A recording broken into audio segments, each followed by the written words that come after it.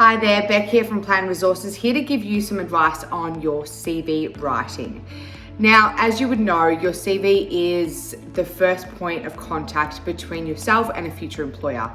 It can also be something that makes or breaks whether you're shortlisted for a particular role. So our recommendations are focus on your formatting and content. Content obviously being the most important, but you're wanting to see if you can format it in a way that it's easy to digest for the reader. Super important because you want to make sure that they are staying engaged in reading your CV. On average, an employer, recruiter will spend 7 seconds scanning a CV. So you want to make sure that you're catching their attention in that first page. You don't want anything too crazy and out there, but you do want to make sure that it is left to right and easy for the eye to flow.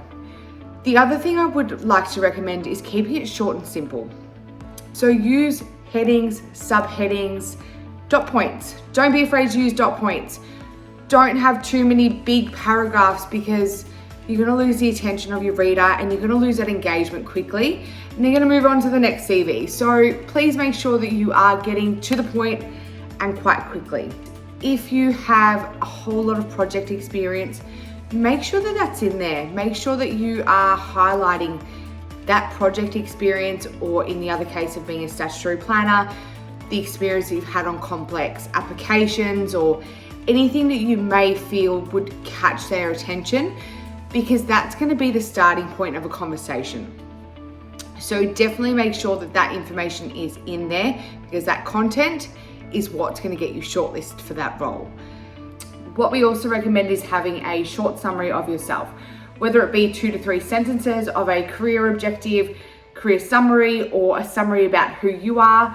Then that's also really a good way to capture their attention in that first few sentences on that CV. The other thing we would like to say is keeping your CV to a bit of a story. So making sure it's clear in your timelines.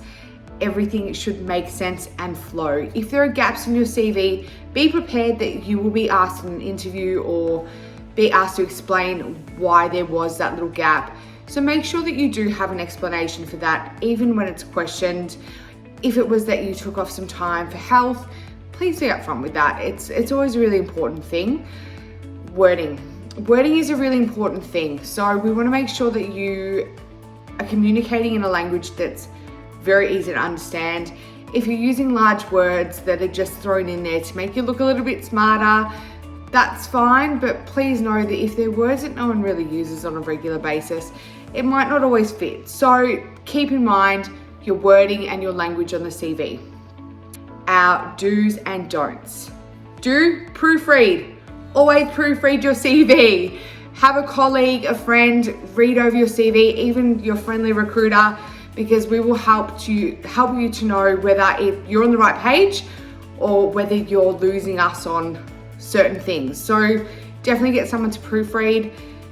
A big don't for us is the photo on your CV. Unfortunately, it creates an unconscious bias, which whilst it might be a really, really nice photo, it's not going to be relevant to the role. And don't include material on your CV that is irrelevant. So if you're a graduate going for a new role and have worked as a barista or something while you've been studying, it's not always relevant. So don't worry about it unless you're really proud of that job. Then you can obviously highlight that, but keep it clear, keep it concise. We want that information to literally slap us across the face. So please make sure that you are getting to the point and being direct on your CV. Any other questions, and we're more than happy to answer those, but we do have a blog on our website that you're able to access with a CV template as well, which will help to clarify these tips and tricks for you. Thank you.